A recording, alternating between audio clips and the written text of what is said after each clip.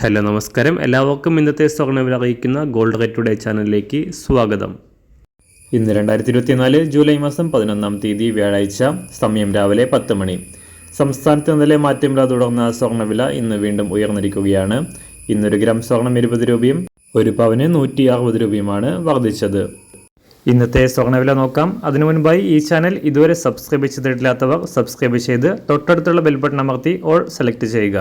ഇന്നത്തെ 916 സ്വർണ്ണവില 1 ഗ്രാം 6730 രൂപ, ഒരു പവൻ 53,840 രൂപ.